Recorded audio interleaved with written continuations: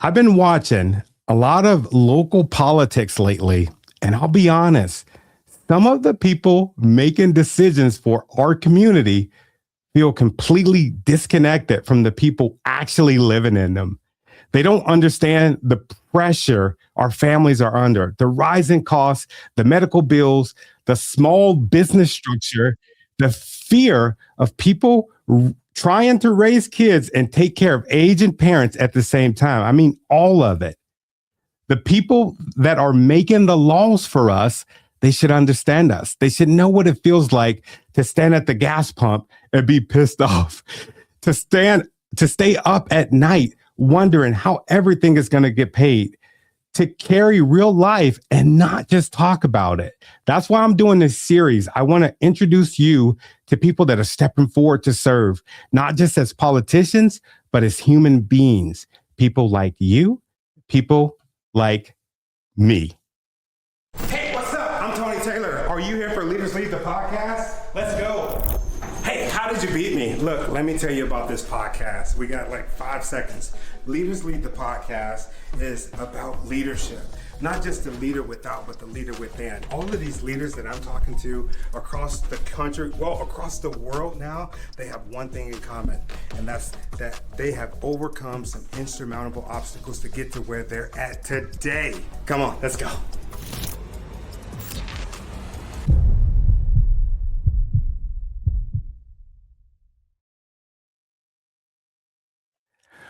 Hey, welcome to Leaders Lead podcast, everybody. I'm super excited. Today, I have Angela Taylor, who is running for District 2 here in Washington State. We're not related, but we're both for good people, want to do good things for good people here in the state of Washington. Welcome to the show, Angela. Hey, well, how are you? I'm doing pretty good. It's good to see you. For the folks that are listening to this, I want you to know we had a pretty good conversation before we started. And let me tell you, she is one of the good ones. But I want to start off. We're going to go in hot. Are you cool with that, Angela? All right. Bring it on. I got it. You said something that really stood out to me. I think I read it on, I don't know if it was your website or something you posted. You said that you were tired of laying awake at night and hoping somebody else would fix stuff. And I'll tell you that hit me like right here at the heart. And I was curious, can you tell us about those nights? Like, what were you thinking? What was going on? Okay, well, so I come from a really difficult background, right? Really difficult life. If you asked if I've been through this or if I've been through that and how do I relate to people, it's because I've literally been through it all. And, I feel that pressure. I feel all of the weight of not being able to pay the bills. I feel the weight of working a job that's not really, giving me as much as I'm putting in. I feel the weight of living in our like sandwich generation, they call it, where we're trying to take care of our parents, but also we're trying to raise our kids, which I've got like 5 of, and, just all of it. And in the past year, it has really just, the pressure is real, right? And so I've been there just laying awake at night and going, how the heck am I supposed to do this? And I wish somebody would do this, or I wish somebody would do that. And so I just started deciding, you know what? I'm tired of waiting for somebody else to come along and fix this for me. That's never going to happen. And if I want it fixed, then maybe I just need to take on the responsibility, get out there and just try to do it myself. So not that I think I can fix the whole world, but I'm going to try. So it sounds like you running for office is personal. And I think that is freaking very admirable for you, because we all know that these folks in these positions, they don't get paid a whole bunch, but they're working like 24/7. I know I was looking at a couple of our state senators and House reps, and I'm like, man, they're always going to all these different events. They're always going and speaking at different places, and then they turn around and then they're running, which is another bag in itself. I mean, that's like what you're doing right now. Mhm. Are there any? Is there anything that, like, when you first decided to run versus now, that kind of changed your mind completely about this process? Well, I'll tell you, I was asked to run. Actually, a close friend asked me to run for senator Ooh. about 9 months ago, and I said, "You're nuts." And I said, "There's no way. What are you talking about?" And so, and that just kept kind of eating away at me and eating away at me. And then I realized that, the second LD came to me, which, if you don't know what that is, second LD Democrats, they came to me and said, Matt Marshall's seat is up in 2026 and you got to run for this. And I said, I don't know if I'm equipped for that. What are you talking about? I'm just a mom that's trying to work every day and, get all the things done. And amid, what's going on in our country right now and just trying to survive, how on earth am I going to do that? And I finally just said, you know what? I'm going to put a date. I'm going to put an expiration date on it. So January 1st, I'm going to have an answer. Am I going to run or am I not going to run? And January 1st came and, I am Christian. So I said, I'm going to pray about it. I'm going to, think hard about it. I'm going to talk with my family about it. And, um, you know, that didn't land real well with a couple of people. They said, "What do you mean you got to talk with your family about it?" And I thought that's kind of preposterous that they would even question why I'd have to talk with family about such a huge Exactly. decision. But so I did. I said, "Nope, I'm talking with my family over it." And January 1st came, and I just kind of sat silent the whole day. Is how I spent my New Year's. And by the end of the day, I said, "You know what? I'm running for office." So, and I've just been, hit the ground running ever since. Got a hold of some great campaign consultants and just started looking at how do I do this? And so, ever since then, it's been I don't know, maybe my job that actually is paying is my second job now. It kind of feels like, because this one is taking up a lot of my time. But I we're definitely people in office. They definitely worked hard to get there before, and with no pay. So Does it seem harder than you thought it would seem? no, it's about as hard as I thought it was going to be. It is a constant go go go, a constant second guessing. Did I attend the right meeting? Did I go to the right function and meet the right people and say the right things? And that's the constant part of it. Mm. And then it's just basically all of the strategy and everything. So it's exactly what I thought that it would be. And I'm here for it. I'm loving every second of it. So that's the good part of it. Like I really do. I'm loving. People told me, "Oh, it's going to be such hard work." And it is hard work, which, I'm ready for. But I'm loving it too at the same time. Yeah, I think that's amazing that you mentioned before that you consulted with your family, and I think that's one of the most important things, because you often hear about politicians where they're given so much for the community, and that's all they're given. They're given 100% to the community, zero to themselves, and absolutely, less than zero for their families. So I commend you on that, and it sounds like that they're backing you 100%, that they're supporting you. So congratulations, because that in itself, I know, is quite the feat. Yeah, they're definitely behind me. Not to say that I think maybe my parents might think I'm a little crazy, but they they keep saying how proud they are. So Yeah, there's yeah. that. So You talked about being a part of the sandwich generation. I'm curious, what does that pressure look like in real time? oh my gosh, I heard about it. about 10 years ago, this term sandwich generation, I thought, oh, it's probably not going to be that bad. What are people talking about? Guys, it's that bad. Oh, It's that bad. I mean, I was kind of living under this weird, thing where I thought, well, when my parents get older and they get Medicare, then first of all, that's simple. No, it's not. You got the Part D and C and all the things, and who knows what the heck. And then they have to actually pay for their Medicare. Like, I thought Medicare was like Medicaid and it's free. And maybe, for working hard their entire lives, that what they get at the end is a little bit of free healthcare, maybe. And, mhm, you know, mhm.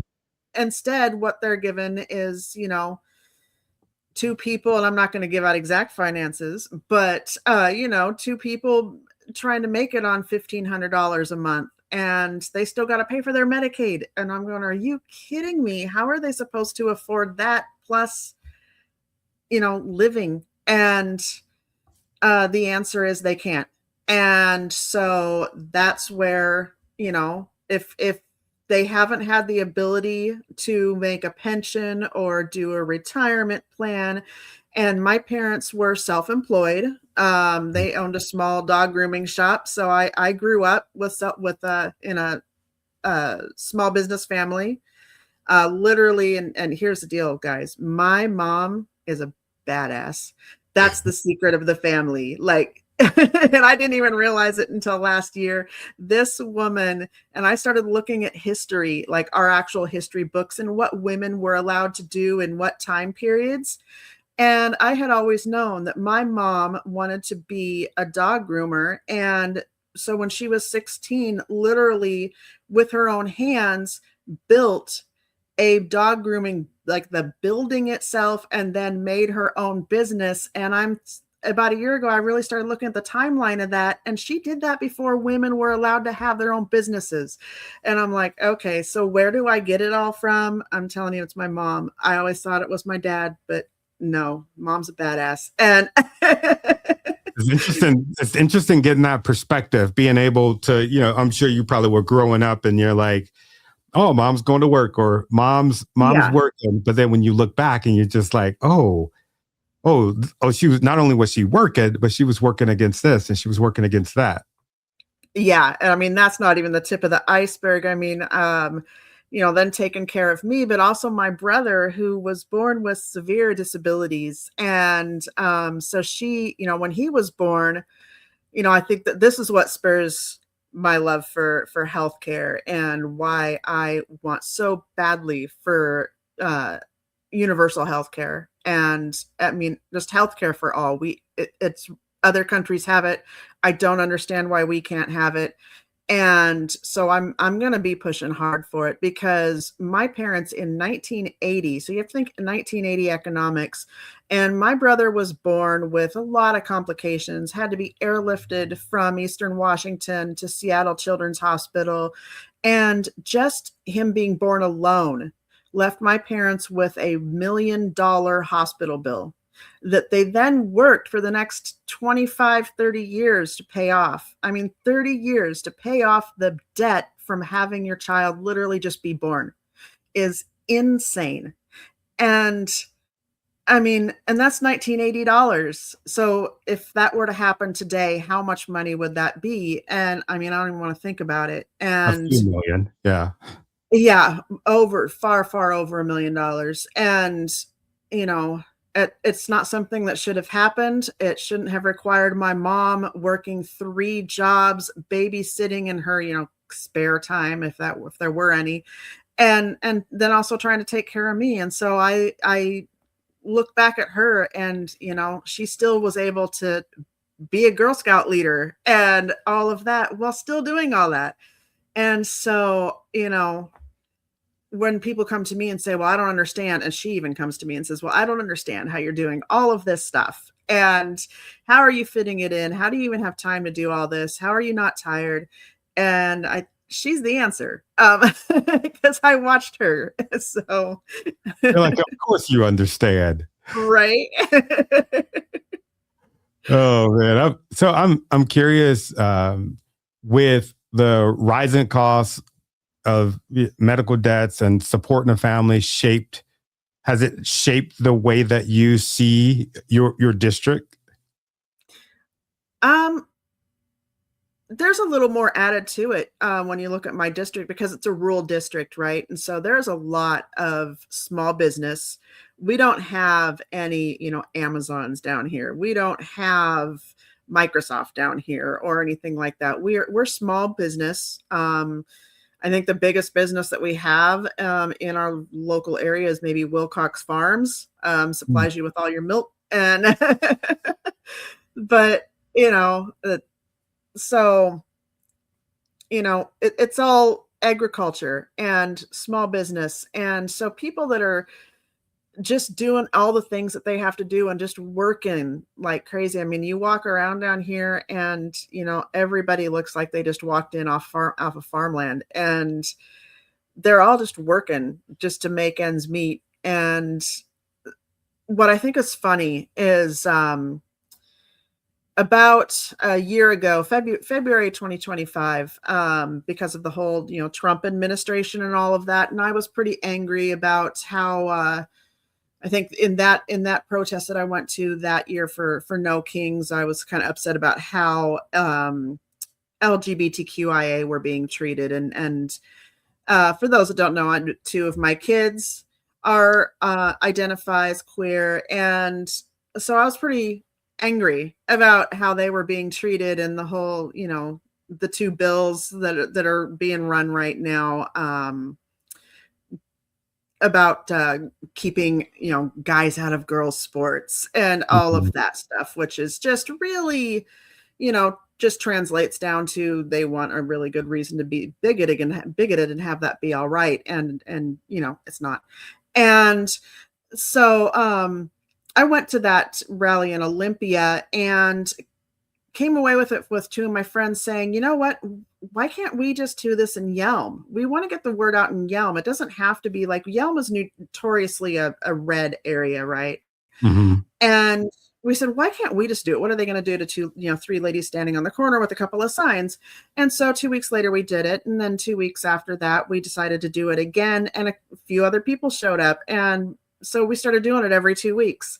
And every time, a few more people would show up. And so fast forward to the last No Kings 3.0, we had 217 people show up. So from 3 to 217 in 13 months, I think. That Mhm. is not too bad. I think we found the Democrats in Yum. So Is there a big group of y'all, or is it a small group? well, we have it basically ended up forming Yelm Rising. That comes from another thing where I was kind of just angry that so if you ever look at the Facebook pages and you'll see like Mhm. Yelm and surrounding areas and things like that, and they can get pretty toxic and just pretty arguing about everything. I mean, somebody can say, hey, which grocery store has the cheapest milk today? And all of a sudden there's a political response, right? Like for no reason. And like just out of nowhere, Biden did this, and it's like, no, I just literally wanted to find cheap milk, but You have TDS because you got TDS because you recognize that the milk is over $4. right. So I was just kind of getting irritated that there wasn't just a place that people could just go to and not have it be like that. And so one day I woke up and I said, you know what, I'm really kind of tired of waiting for somebody else to do it. There's no reason I can't just go online and create a group. So I went online and on Facebook created Yelm Rising. By the end of the weekend there were 100 people in the group. There's now I think 450, give or take. And it really is just people wanting to not be afraid to have any other viewpoint than like blood red MAGA. Like, Mhm, mhm. So you created a grassroots movement through a Facebook group, which I think is I think that's so cool because what you're doing is something completely different than historically was been the norm. You go out, yeah, people running for office, they have these little mailers that they have, and they have their signs, and that's traditional. But now you see folks doing like what you're doing. They actually creating communities and creating groups, and I think that's cool. And you're meeting people where they're at by doing it on social media. So I think that is incredible. I want to go back a little bit to the No Kings rally. You were telling me a story earlier about how that actually sparked your political career, correct? It did. It did. Little did I know. Like, and actually, my political career was sparked a couple of weeks earlier than that. So, I moved down to Yelm almost 5 years ago now. And basically I originally was born in Pocatello, Idaho. So another very small town, not so much anymore, but when I was there, very small. We ended up living in Bellevue, Washington, because of, like I said, my brother having all of the medical concerns. We had to be really close to Children's Hospital in Seattle. And that's where his brilliant doctor was. And so we had to be right there. But as soon as I could get out of Bellevue, I did, because it's very blue. Yes, there's a lot of opportunity, but there's also a lot of just materialism that I don't really vibe with. You got to have So a Maserati just to live there, right? it pretty much, yeah. And I do not, and I don't really want to either. Um, so we moved. I said, where's a place that's a lot like Pocatello? I want to go back to that small town. And so we picked Yelm.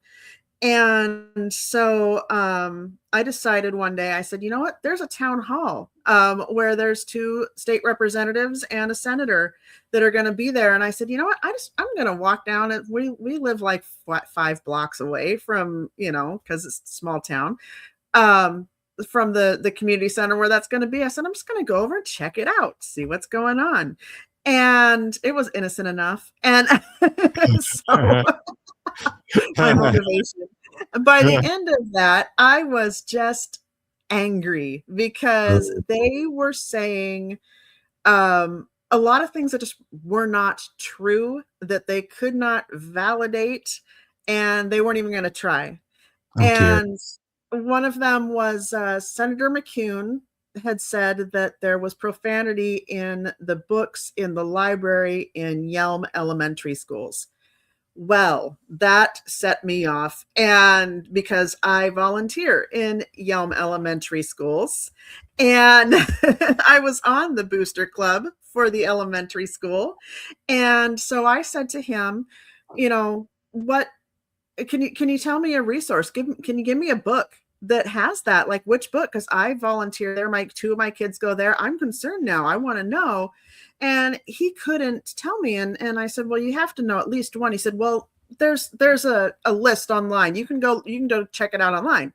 I said, oh, there's a whole list. Well, then surely at least one title, right? In elementary books, they're not, hop on pop. It's not hard to remember, right? And so I said, you got to be able to remember one. And he said, nope, it's all online.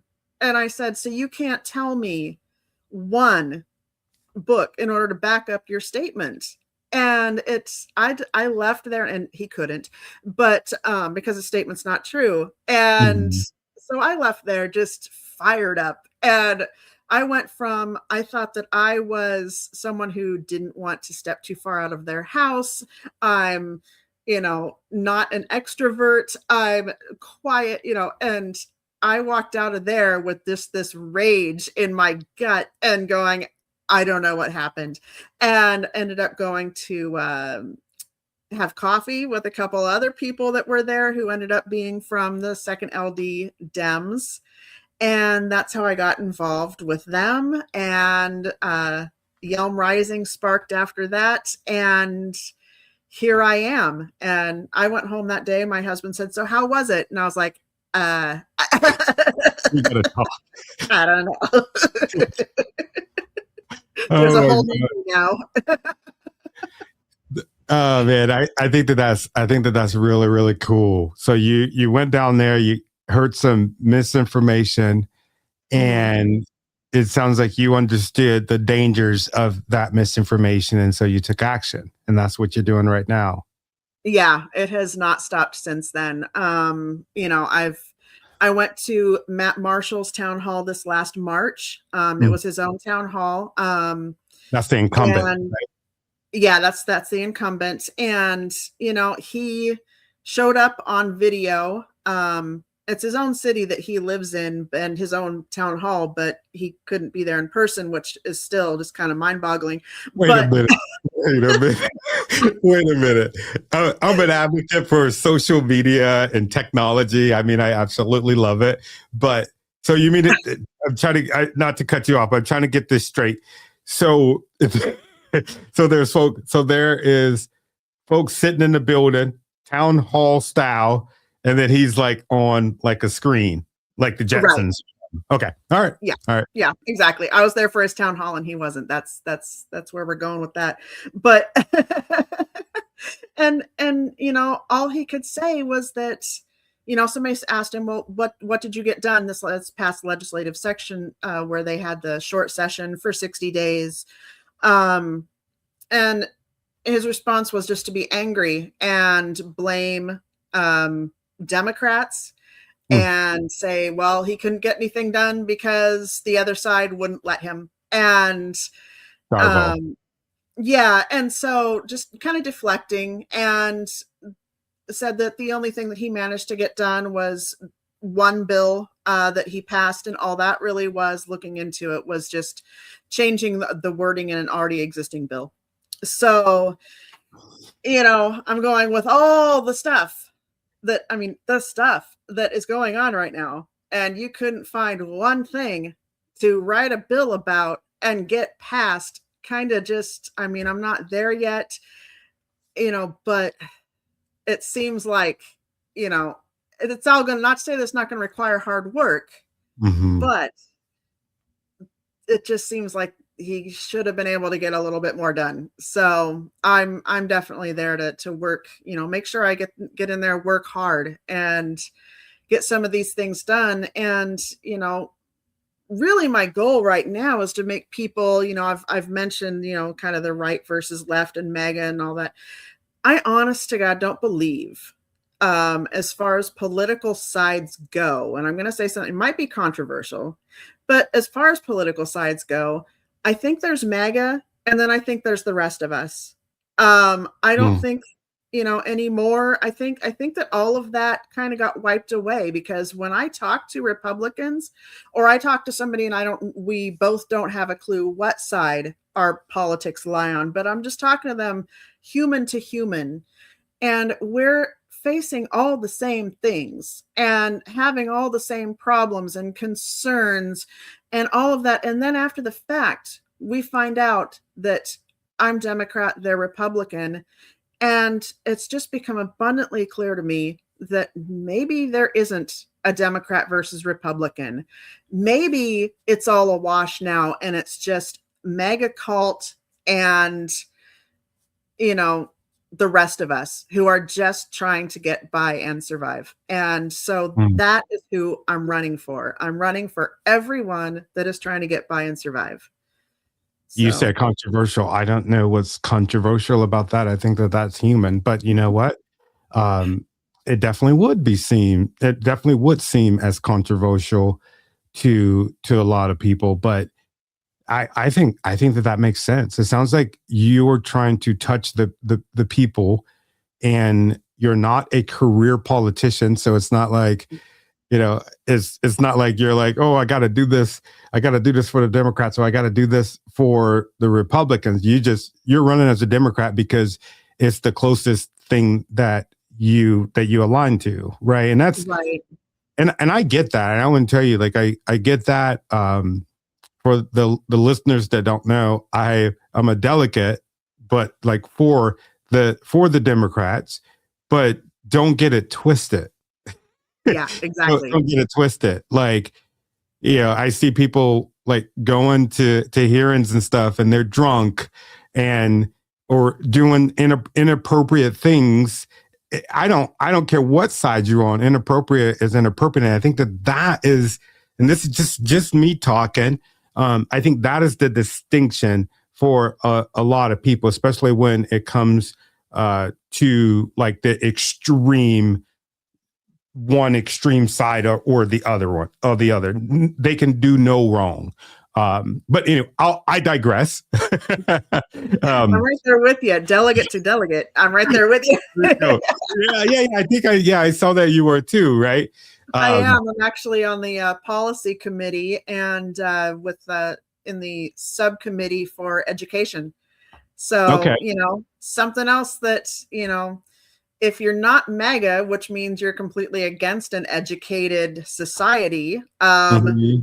then you're with the rest of us who thinks that our kids deserve a good education and good sound schools. And so it's another thing that it shouldn't be divided by partisan politics. So. Yeah. No, I agree. I was going to ask you before I ask you the next question. I was thinking about as far as being a delegate for the folks that are listening, for the folks that are watching either here in Washington State or wherever. Mm-hmm. What is a delegate? And this is for me too. Does being a delegate really move the needle, or is it some BS? So what a delegate is, I think there's some years where it moves the needle and some years where it doesn't. Mhm. I was a delegate back for Obama in 2008. And that's a year where it really matters. I remember being in the middle school library, and we were the Obamas versus the Hillary Clintons, and we were having it out. And that one really mattered because the delegates are what decided almost who's going to be going forward for each party, right? Mhm. And as far as presidential, but when you're in these years like 2026 where we're in midterms, I think, it's not a presidential race, right? So I think as far as that, it doesn't move the needle. But what it does do is it gives us a chance to correct the platform. Like Mm. America as it it is itself the grand experiment, right? And I think each party is a little bit the same thing. It's an experiment. It's always evolving, just like humans are. And so as it goes every year or every 2 years, it is for delegates, we Mhm. need to come together and evolve and you know correct some things where we maybe weren't correct in the past. And so that's what we're doing there. Basically in 2026, just trying to come together, create, what do as a party, what do we believe, what do we stand for, what are we pushing for as policy goes. And that is what kind of moves the needle, because that kind of tells our representatives that this is what we stand for and what we would like to see you do when you get into office. So Mhm. that's the importance of being a delegate. So, yeah, thanks for clearing that up. I Mhm. appreciate you saying that. So once you get into office, because we're going to say that is we're going to speak it into fruition. It's going to Yep, happen, we not get if. into existence. So when I win. When you your will you listen to what the delegates are bringing forward? Will it just kind of be on the wall somewhere, or like will it be like, okay, this is what we said that we're going to do as a party, so I'm going to be a part of that, or will you ignore them? It's kind of funny. I have thought about that a lot. It's actually so important to me. I went to Lobby Day, right, in Olympia, and that's a day where you're able to go just as a average citizen and you sign up and for a 15-minute meeting with your representatives, and you're able to talk with them about the stuff that's important to you, or you're supposed to be able to. We signed up, a couple ladies with LD2 and myself signed up to go to lobby day. We made appointments with There's always Andrew you and a couple Barkus. ladies making trouble. Yep, just make good trouble, right? And so we had appointments with Andrew Barkus and Matt Marshall. Those are our two representatives here in LD2, and with Jim McCune. None of them had time to speak with us, so we spoke with all of their aides. And despite Matt Marshall telling us in the town hall a year ago that we can go to his office anytime and speak with him, but no one ever does. But I digress. So we went, and I was kind of looking at Matt Marshall's desk, because we're in his office, right? And talking with his aide. And I'm looking at his desk, and all of the, it was pretty cleared off except for like this big thing of like different coins. And I'm not really sure what they were and what they were symbolizing or anything. But to me, I'm thinking, you know what? When I get into office, what am I going to have on my desk that reminds me of why I'm sitting here? And to me, what's going to be on my desk is probably what's on my desk right now. I've got a copy of the Constitution sitting on my desk that I see out of the corner of my eye every day while I'm working. And that's already there. So, I mean, there's going to be that copy of the Constitution. There's going to be the Democratic platform. There's going to be, things to remind me why I'm here. I'm not just going to pay attention to the Democratic platform either. I mean, I want to be able to remember all of the conversations. Like I was on a panel 2 nights ago. It was pretty crazy. Let me tell you. I was ready, but not ready. It was a union panel where there were, I think 7 union representatives from various unions across the state, and then like 9 candidates, and we're all just being asked rapid fire questions and by the union members. And I had respect for unions before Monday night, but now, I mean,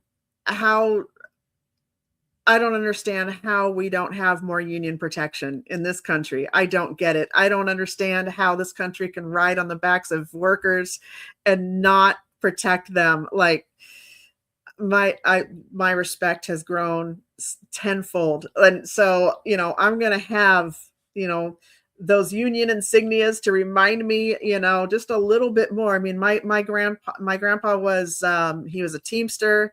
He was a union, plumbing, like plumber.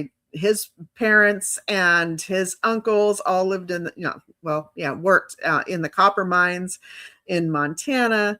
I mean, they didn't have worker protections, right? All of them passed away in the copper mines, and which was why he didn't want to work in a copper mine. And on the other side, my other grandpa worked for the railroad in that union. And so I've got union blood. And so I'm going to be remembering that. I'm going to be remembering all of the people. I've got 10,000 doors to knock on to get elected. And I'm going to be remembering every single conversation. And I don't care what your background is, and politically.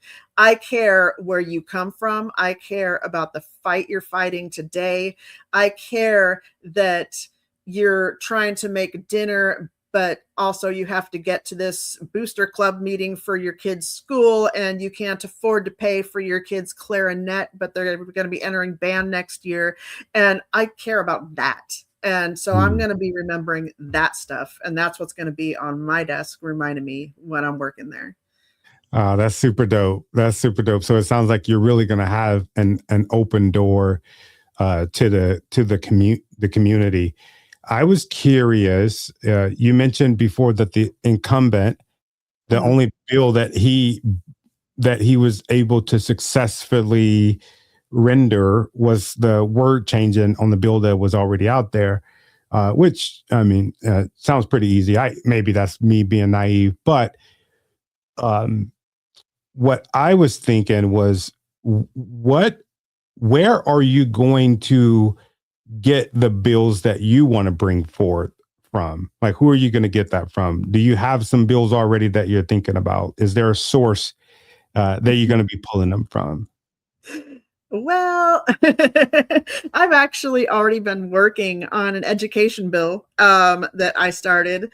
Another one of my, well, if nobody else is going to do it, I'm going to do it. It actually came from, I volunteered as a volunteer coordinator for Citizens of Yelm Schools, and they were the group that worked to get, or try to get, school levies passed in Yelm.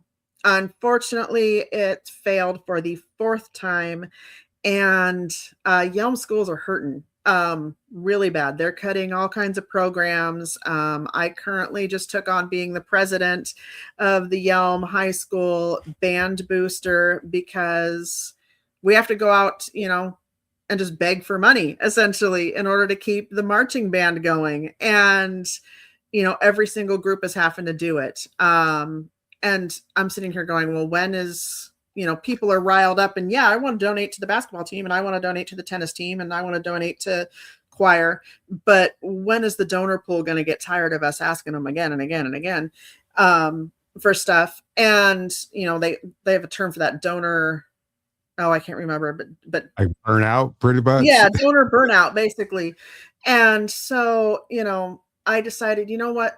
Why is it coming from up in Bellevue where they had what seemed like ample funding, right? And able to do all of these great things. And we had Bellevue High School, which, I mean, we're talking glass doors with brass door handles, this money flowing. And or it seemed to be, and it's especially now moving down to Yelm, seems like that even more so, right? Because we can't even afford to keep the libraries open now in the schools. And like Yelm High School, their library is open a majority of the time. But the middle school, their library is open long and, just enough for kids to go in if they have trouble with their laptops. The elementary schools don't have libraries now. So, at the ages when kids learn how to love to learn to read, they don't have access to the library. That's And when now you even grabbing them and giving them a book so that they don't put it down. exactly.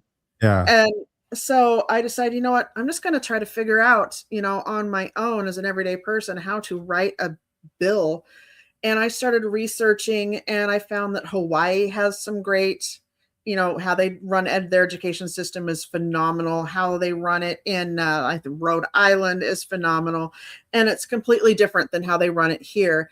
And so I'm going, okay, how can I kind of grab from them and make a system that's equitable across all school districts so we don't have to rely on this levy funding where we have to go to people and say, hey, I know you're taxed all over the place. You turn around and you have a tax on turning around. Like, like it's just tax on tax on tax. But by the way, we'd like to make your property taxes higher so that we can fund education.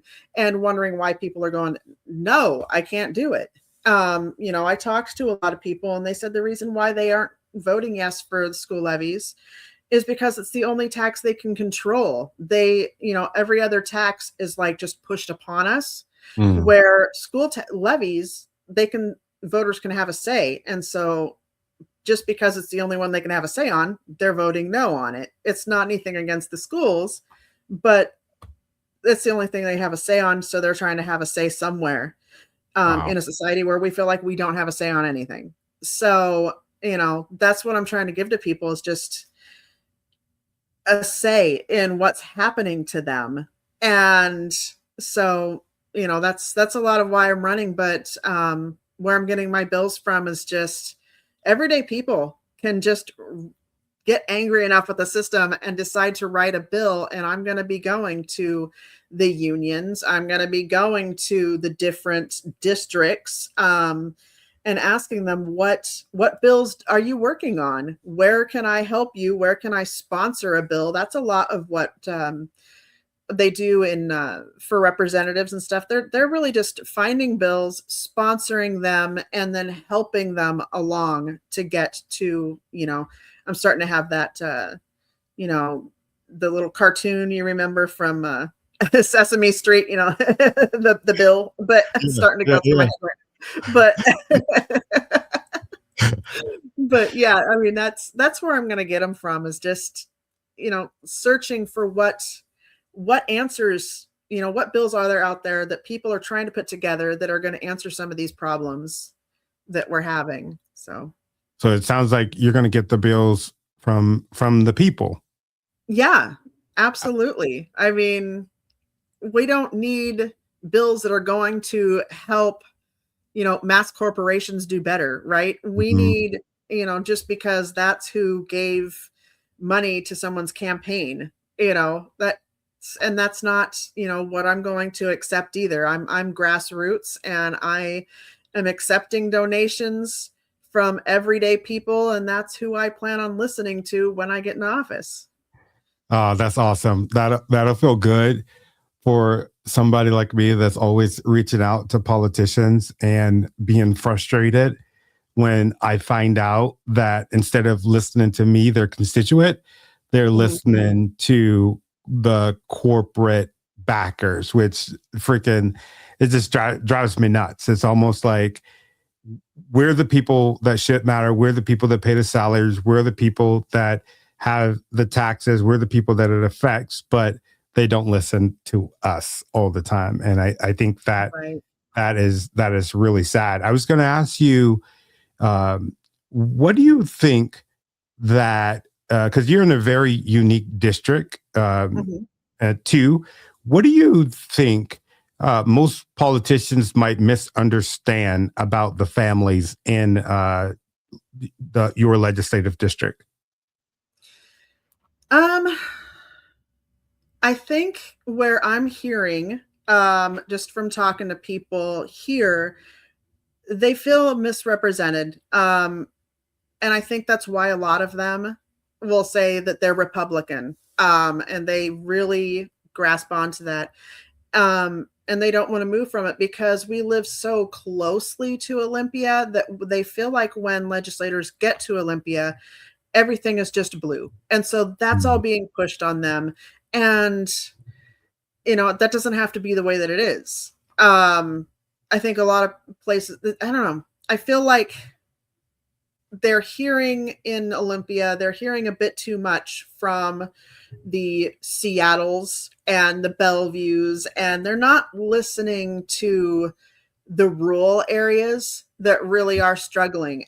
Like we don't even have roads, or I mean, we have roads, but we don't have enough to be able to manage the amount of traffic that is now going through Yelm and through Eatonville, and it takes an absurd amount of time to get anywhere. So if there is an emergency, we really can't get out, but no one's really hearing that in Olympia. Yeah.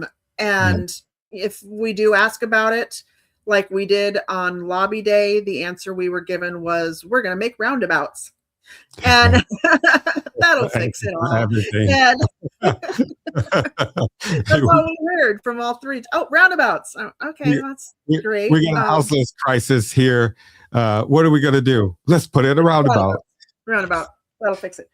And and I mean that's not even addressing the fact that we have an accessibility issue where if we call 911 for something, for a medical problem, which occurred to me about 3 years ago, where I had a really ridiculous accident doing weighted lunges. Don't do this.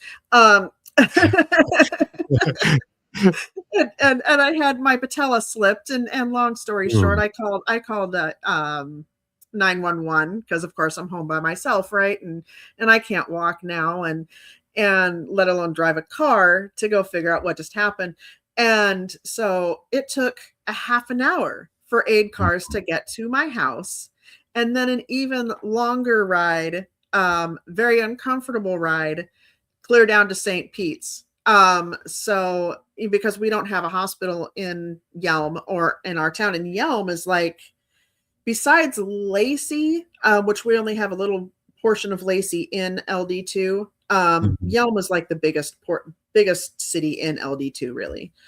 And which is funny because LD2 actually is 2/3 Pierce County, and Hmm. then Yelm and, going down Rainier, Bucota, little tiny towns with very few people, um, is Thurston County. So, it takes a half an hour for an emergency. I mean, thank goodness mine was just my knee.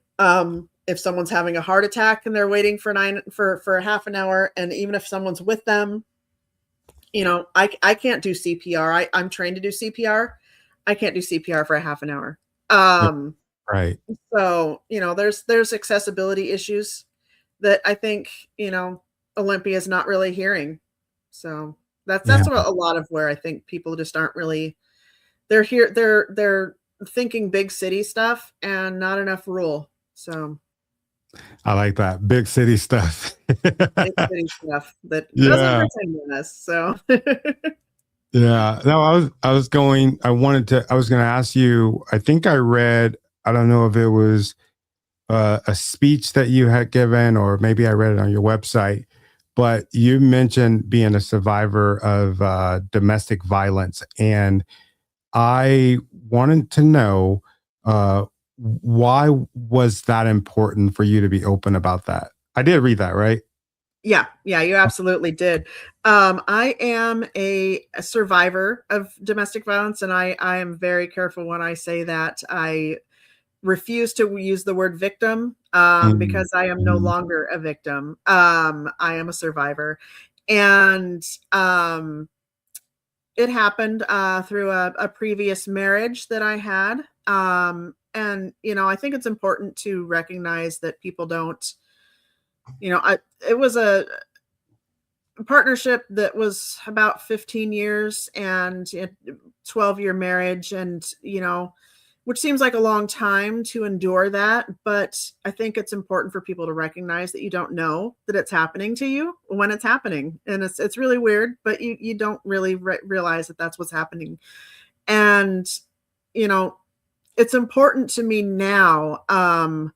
I say it not to get any kind of, woe is me. It's mhm. part of what built me. It's part of what, my growth into what I am now and what I have now and what I have achieved.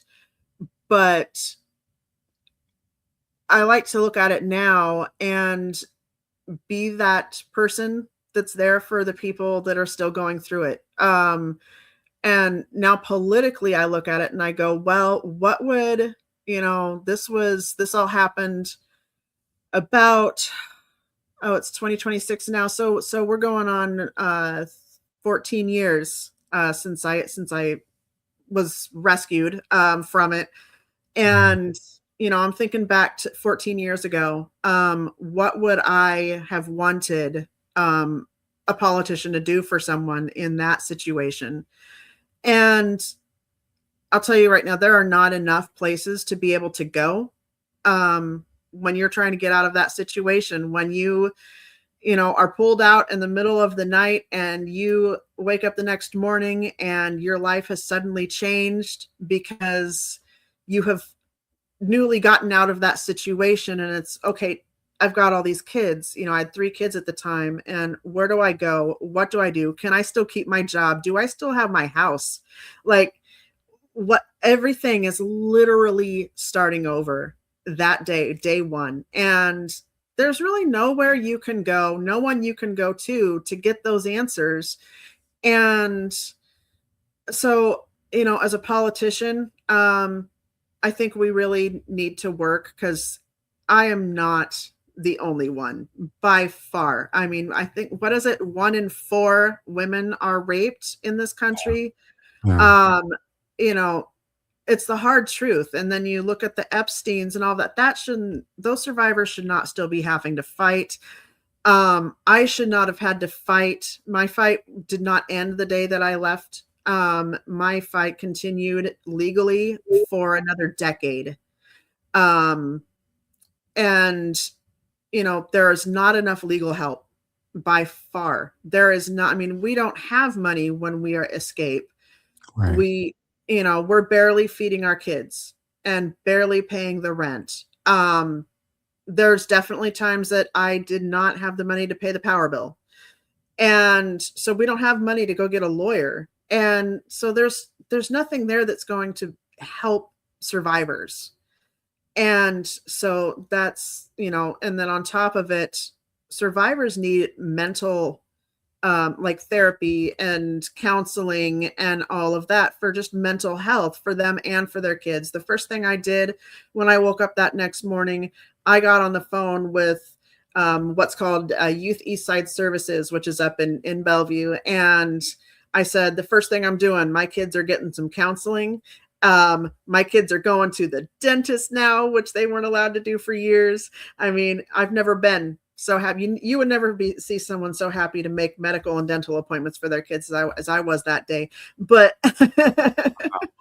but we need to make sure that all of those things are there for survivors and for children of survivors when they do finally get out of the situations that they're in. So Wow. Thank you for sharing that. I was also curious if, you surviving that season, did it shape you into the leader that you are?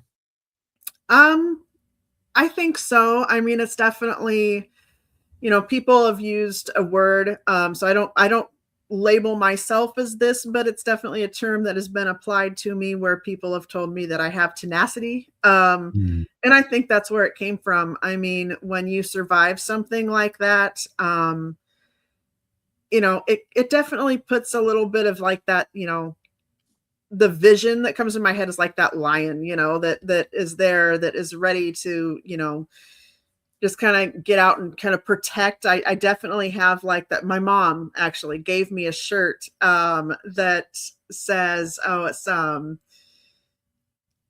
something a bear, a bear mom or something like that, and and it's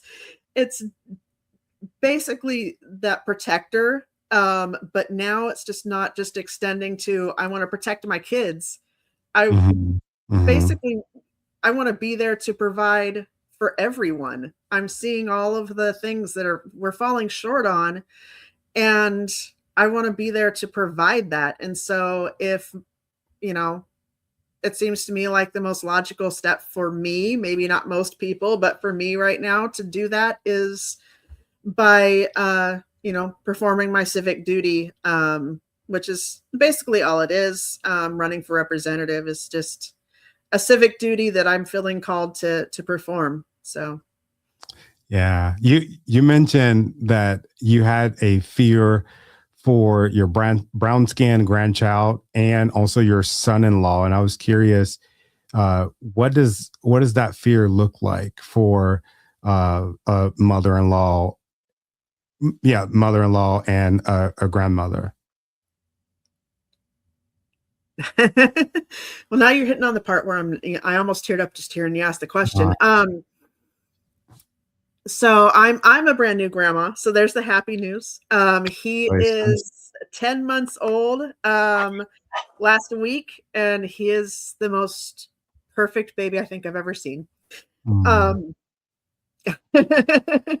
not gonna cry about it, but but his dad, my daughter's fiance is where we're gonna call it right now. I think of him as my son.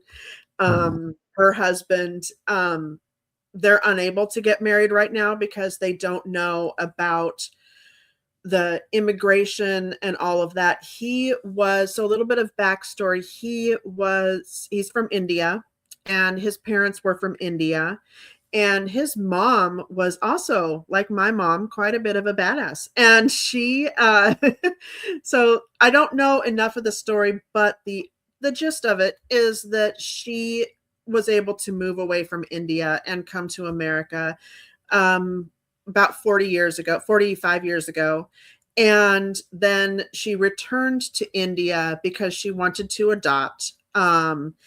And so she went to this little tiny orphanage and found him just kind of sitting alone in a room and said, I'm going to adopt that one. And he was, I think, 3 months old. They said when he was adopted, and she brought him over to America. So he's been here since he's like 3 months old or something like that. And he's got all of the documentation, right? But, and he's been here, he's now 36 years old, and has been here for all of those years. But now with what's going on in our country, there is question of, they live down in Nevada now. They're building a big ICE detention facility down there, not too far away from where their house is. And so unfortunately now the reality is that we do have to look at it and go, well, what's going to happen? What's that look like? It ticks me off, honestly. My daughter called me up and she said, what kind of papers? We've got all of his papers and everything. We've got it all together, and I'm making copies at the library. And, what are all the places that we should have all the copies? And we've got them in our car, and we've got them in the diaper bag, and we've got them in every room in the house. And, it makes me mad that they even have to think of that. Like, they're starting their lives out, and it should be the happiest time of their lives. And they've got this brand new baby, and they should be happy and building their new life together. And instead, they're worried about how many copies of his birth certificate and immigration papers do they have to have in all of these different places in their house in case ICE shows up on their doorstep. And it's not okay. So that's where that worry comes from. And my daughter, her father is also immigrant. He's from Greece. And so, my daughter's got that beautiful olive skin that I am incredibly jealous of. But but all three of them, I mean, if you looked at them walking down the street, and if you're an ICE officer, you're gonna immediately label them as something other than American. And even though they have spent their entire lives in America, and the baby was born in America, I literally watched him be born in Nevada. Like, he's an American, and yet we have to worry about this. And, it just makes me mad. Yeah, I agree. It is extremely frustrating. I cannot imagine what that would feel like for him and for her, having to, like, make sure that the diaper bag, or make sure it's in the car. Like, that is no way to live. And I think that is very unfortunate that we have come so far in society, but yet, like, we've gone so low to the times that we're in, like, right now, right here today. And especially, like, in Washington, is that a concern in your district? And if so, like, what are we going to do to fix it? Oh, it's absolutely a concern. To date, Yelm Rising, we have different things in Yelm Rising now. It's gotten so big.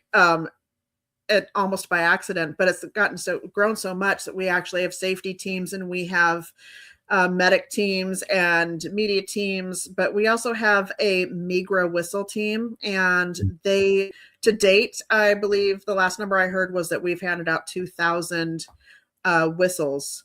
So, or whistle kits that have, like, the zines and the whistle. And we have someone who 3D prints all of the whistles, and it has the hotline number to call on the side if you see something happening with ICE. And, that's in response to the fact that, we're a big agricultural town.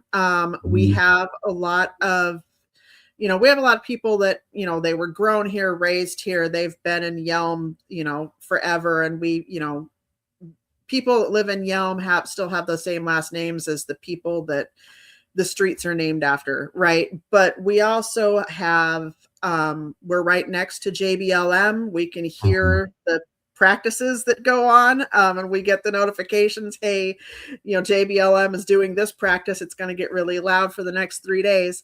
And so, I mean, we're close. And so there's a lot of military here. There's also a lot of agriculture and farm workers, and who, by the way, don't have union rights. Did you know that? I found that out 2 nights ago. I did not know that. Why is that? I it's something that I need to do more research on why, but it's something that shouldn't be a thing, and it's one of my new passions that I'm going to be doing a lot of research on, and I definitely am going to be pushing. If when I get elected, I'm going to be pushing for unions for farm workers and agricultural workers to be able to unionize, because a lot of them are immigrant workers, and they're just here for the same reason that we're here, for the same reason that my ancestors came here, from Ireland and England, over in the boat, landed in Saskatchewan, and then came down. And I mean, that happened 100 years ago, not even 100 years ago. And why do they have less rights than I do? Just because they came over today as opposed to 85 years ago. Why do they get less rights than I do? And that's something that has never clicked in my brain to make any sense whatsoever. I don't understand. And so that's what I'm going to be fighting for, because everyone should have the same rights as everyone else. And it's one of those unfathomable things that I don't think I'm ever going to understand, of why one person gets fewer rights than another person. Nor should you understand it. My mom used to always say, as soon as you start understanding why evil and wicked people do evil and wicked things, then you become them. So yeah, I think the same thing. wow. Maybe it's good that we don't understand. I was curious, have you, because this is still early in your run, right? Yeah. Filing week is next week. So Next week. So you haven't probably gotten any kind of mudslinging or anything like that, right? no, and I really don't want to. It took a while. The last protest that I was at, I made it a goal to go around. I wasn't really protesting. I just went to every person that was there and thanked them for being involved, thanked them for taking up their First Amendment rights, their freedom of speech, and being out there and addressing what was concerning each of them that day, and let them know that I was running. And I just wanted to hear from them and what were they wanting. And one of them asked me, I was asked a few times, well, who are you running against? And I said, well, Matt Marshall. And I said, but I don't really like going into, I just want to tell people, here's who I am. Here's what I believe. And here's what I'm going to be running for. And then other than that, I just want to hear what other people have to say. What is everyone's concerns? I don't want to get into Matt Marshall. And I didn't really want to say I told someone, I don't even really want to say his name too often, because, he can advocate for himself. He can run for himself. And why give him extra, if you mention his name, you're just giving him extra publicity, right? And so Right. I was kind of going that way about it. And I really don't want to get into mudslinging. I have people that are going to be doing the research and figuring out what did he vote for when, and things like that. And I knew about the 3%er thing. And I did look into that. And yes, his PDC records do say that he was founded the 3%ers in Pierce County. And so I do know about that stuff, but I'm not here. I've never been that person. I've never been, even when back in school, I talked to all the other kids that nobody else would talk to, right? Because I didn't like the whole, bullying that goes on in school. And I see the same thing in politics, the bullying. And that's not what I'm about. And so, I don't know how I'm going to do in debates, but it's just not what I'm about. So no, I think you're going to do just good. I think us as voters, we're tired of the exact opposite. Like, we're tired of the mudslinging. Like, I don't care. Yeah, they dig it up this freaking affair, dig it up this, dig it up that. What I care about is that person is going to get into office and they're going to do what they said that they're going to do. And they're going to listen to the people. That's what I care about. I don't care about what else, all the other curricular stuff. That's yeah. So do I you mean, unless it's crazy, like, I definitely care about Epstein, and we cannot stop saying that enough. I agree. But I definitely care about what was it, 67 million or something, like 62 million. I definitely care about that. I think it was Uh, 63 million. What yeah, yeah. was it, 62? Either Too or, darn many. That's what one it was. person is too many. Right. But So we're not talking about that in the news exactly. hardly. I think Those it's are the ones that, crazy. yeah, I'll dig that up in a politician's past. But that's not to say that Matt Marshall's affiliated with any of it. But I'll say that I'm not saying that. But I think there's things that people should be aware of. I mean, I think that if you are in um affiliated with anything with the insurrection, if you are affiliated with 3% or anything like that, then I think that is concerning. Just because of what is the 3%er, just so that our audience can know what that is? It is basically a group. Like, if you remember QAnon, which kind Mhm. of they kind of went by the wayside. I'm not sure what they're doing now, but um basically, if you look at it like this, where there was the mega cult, and that kind of there was a lot of like 3%ers groups, and then there was the QAnon groups, and there was all of these little subdivisions, right? And they're all the ones who were okay with the insurrection or attended the insurrection, and just kind of trying to build that political division that was just so toxic and infiltrated our country in such a horrible way, and basically got us to where we are now, and supported a president who acts more like a dictator and thinks that he's a king and can just inflict all of this pain Mhm. and literal bloodshed on people, not just in America, but around the world. And they are the ones who supported that and continue to support that. And it's not what America was founded on. It's actually historically what we came here to get away from, and then proceeded to do it all to Native Americans here. But I digress.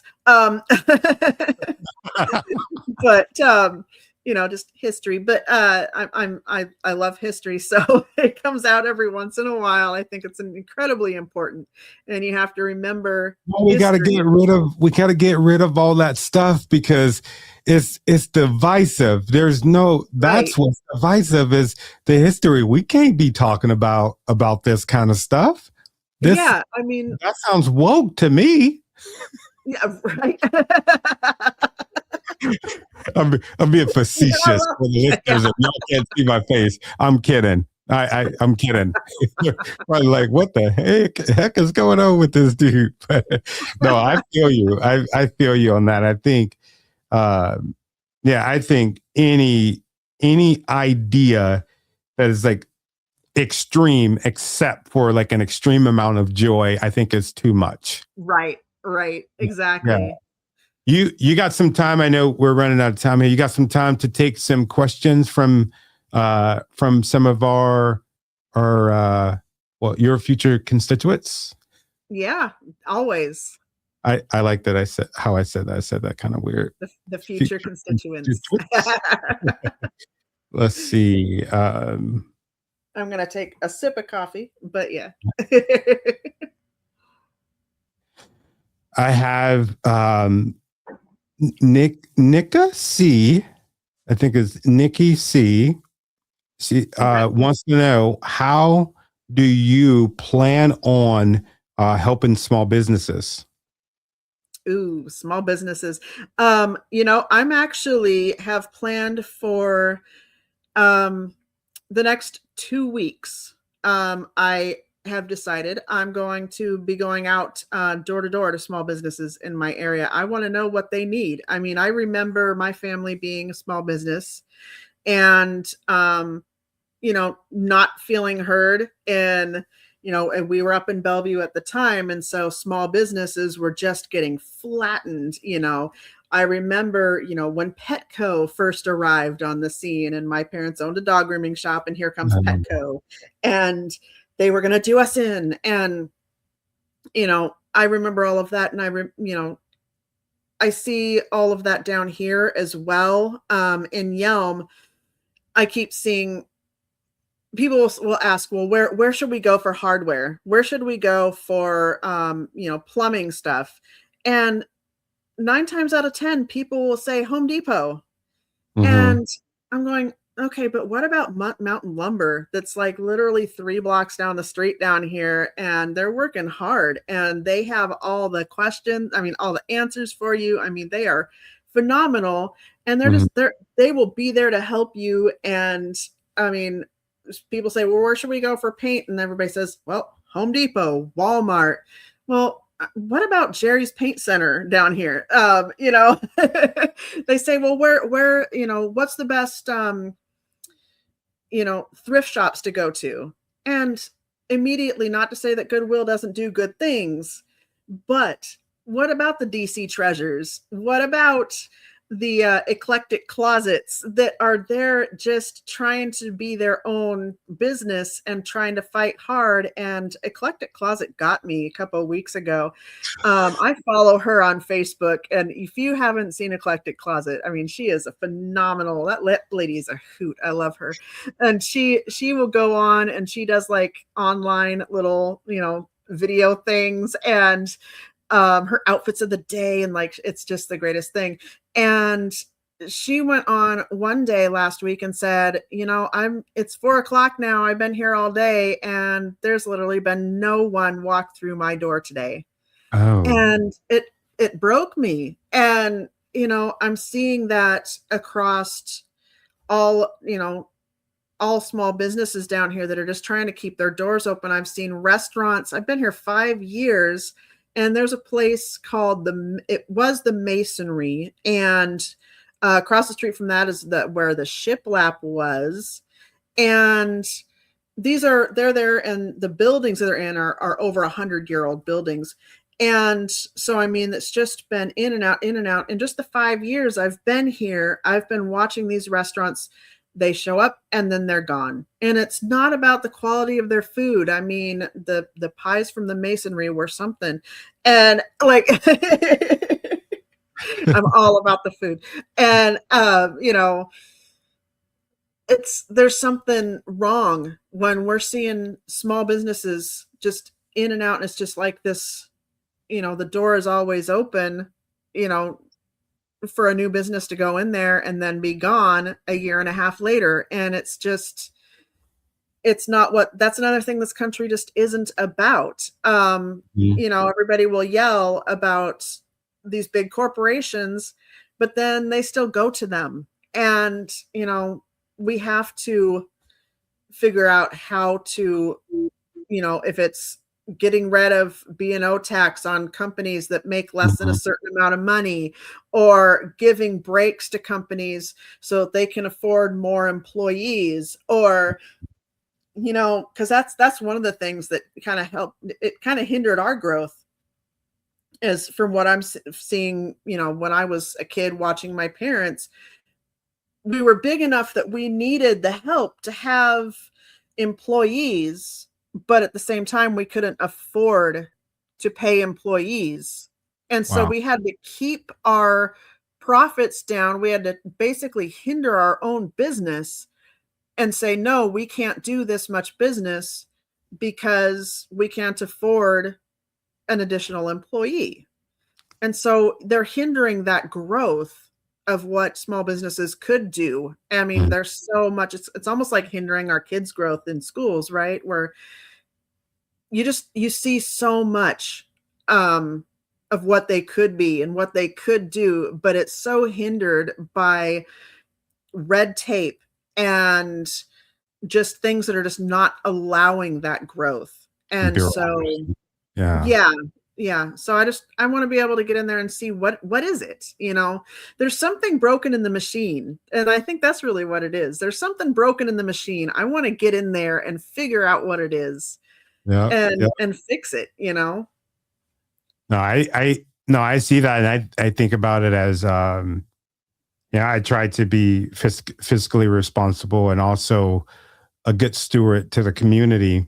And it's hard sometimes because, you got the big box store where they're undercutting the stores in the area so Mhm. much. Like sometimes, like, I mean, let's say you go get a hammer, you want to go get a hammer, freaking Walmart might sell a hammer for a dollar and a half, where you go to a hardware store, local Joe's hardware store, and it's like $3 or $4. So it kind of puts the community in a tough spot. But I agree with you in lowering some of those taxes so that they can be able to compete. Otherwise, it's yeah.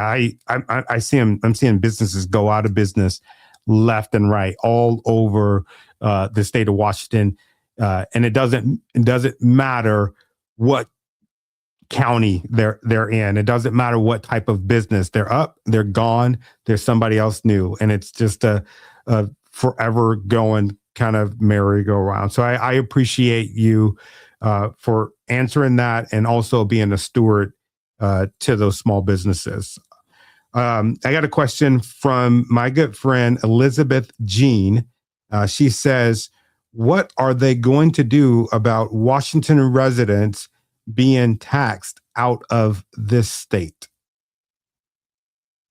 Um, I mean, I'm trying to figure what she might be talking specifically about, because that's a big question, right?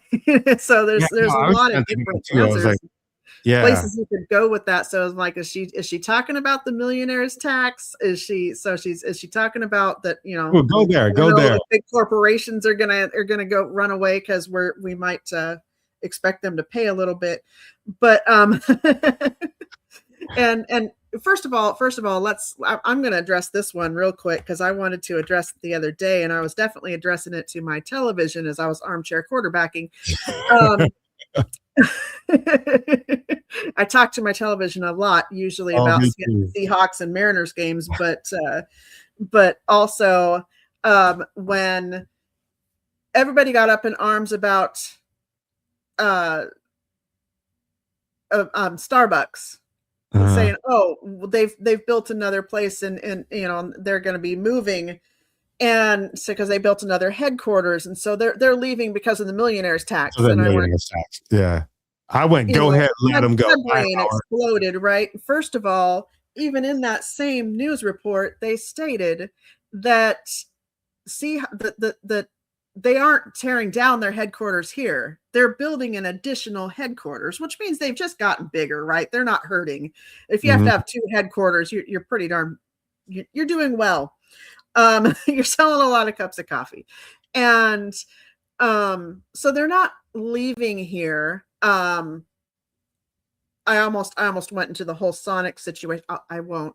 I want to, but I won't. Um, but they're not leaving. Starbucks will, you know, the millionaire's tax is not going to make Starbucks leave. It's not going to make Amazon leave.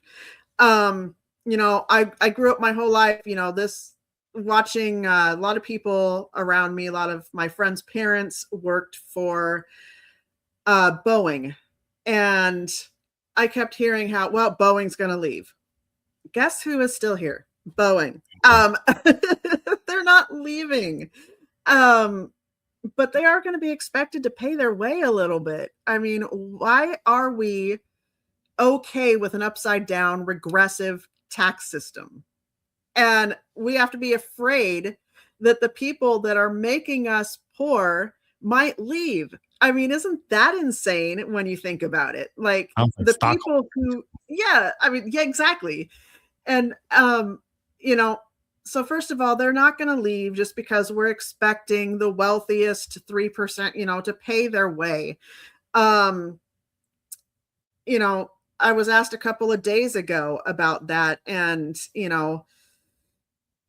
we're not we're actually putting it in the Democratic platform. I was in a meeting last night talking with Democratic platform delegates, and we are putting in a clause basically in the platform that says that we will not let the millionaire's tax go below the million.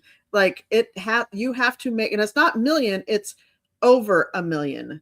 So Mhm. it's like something like $1.2 million,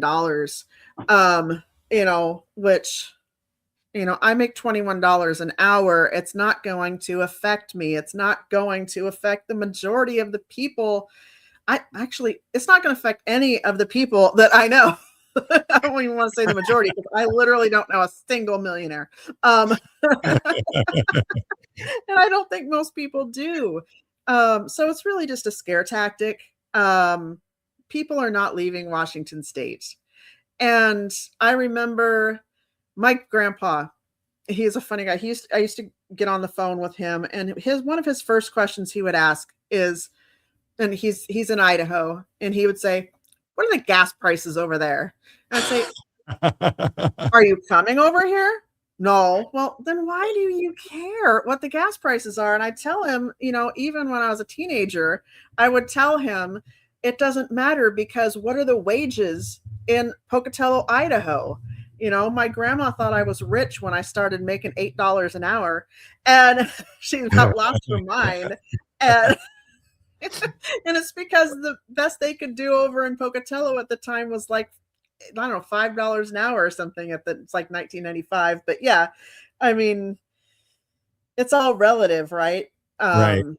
Everybody across the country is hurting to the same amount, and yeah, they pay less, in other places in the country, but they also get paid less. I mean, they get paid less, they pay less, and so over here we get paid a little bit more, even though it doesn't seem like it. And where the heck does that money go? But you know, it's all relative. So Yeah. No, I appreciate you saying that everybody in the country, as far as a whole, if you actually look at the numbers, like we are hurting. Things are rising. Our economy is in shit. But um there's a lot of people that will tell you different. That's because not of what they're actually seeing and not of what they're actually experiencing, but what they're being told.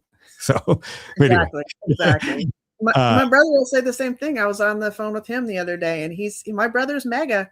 He donated to my campaign though, so I have a mega contributor. So there you go. There you go. There you go. You could say, "Hey, this campaign, my campaign's so gravy. I got MAGA yeah, freaking donate to it." How do you? I think he felt obligated because I'm his sister. But Oh man, he's gonna be mad. so He's that's gonna be okay. mad at us after he listens to this Yeah, podcast. well, when we made a bet. He said, when you get elected, I'm gonna wear my MAGA hat to your signing in. I said, you got it. So Oh my god. but he told me, he said, I don't understand why people are upset because the economy is great right now. And I couldn't believe it. I said, excuse me? Like, how can you think the economy's great? I literally I've got, 5 kids. I've got 3 of them still at home. One's a teenager, and the child eats a lot of food. And I spent $300 on groceries this week, and I'm going, I don't think the economy's great, guys. So I don't know where they're getting their numbers, but they're not the same numbers that we're living with. I So accidentally went to Fred Meyer one day, and I just get some stuff while I'm in here. I think I was picking up some prescriptions. Usually my wife get them, but I got them. But man, I walked out of there. I had 2 bags in my hands of groceries, and I think I had spent like 125 bucks, and I'm just like, yeah, oh my god, I didn't even get like enough for 2 dinners. This is crazy. Like that's what it's happened to me yesterday at it's Grocery weird. Outlet. That's like the cheapest grocery store, right? Grocery Outlet. I came out with 2 bags. I bought like some coffee creamer and some like frozen vegetables and snacks for the kids, and $70. I'm like, How are Oh, we expected to live off of this? Like, and we're supposed to pay our bills. Like, no, I agree. I'm it, our last words for it just had a vision of that person. They're getting ready to go and vote for you. They see mhm, your name and they see your opponent's name. And if you would, if you would tell them why they should vote for you, specifically, like, I don't know, how you're going to fight for them, how life would look like with you in that seat. If you could do that for me, I would be eternally grateful. And then we'll close up the show. that sounds great. I mean, honestly, I tell people that I am going to be fighting for education, for fully funded education for our students, for healthcare for all, and just for community stability. I am going to be going into office and I'm going to be listening to my community. I look forward to creating collaborative community outreach programs where I will still be able to hear from people in every city in my LD, and I will be taking all of those concerns and fighting for them every single day. I will be looking for the bills that are going to support unions and workers and families and healthcare access and fully funded schools, and that is my promise. Um, so yeah, if I'm voted in, that's the work that I'm going to be doing, and day in and day out, and working hard, just like my constituents are working hard every day for their families, and that's what I've been doing my whole life, and it's what I'm going to continue to do. Whew, that was great. If you enjoyed this podcast, well, I'm sure you enjoyed it. If you're still here with us, what I want you to do is head over to your favorite podcast and streaming network and give us a download, subscribe to the channel, and also let us know what you think about the show. And from the bottom of my heart, I want to say thank you for the things that you've done. Thank you for the things that you're doing. And especially thank you for the things that you're going to do, because I know that you're going to do something amazing.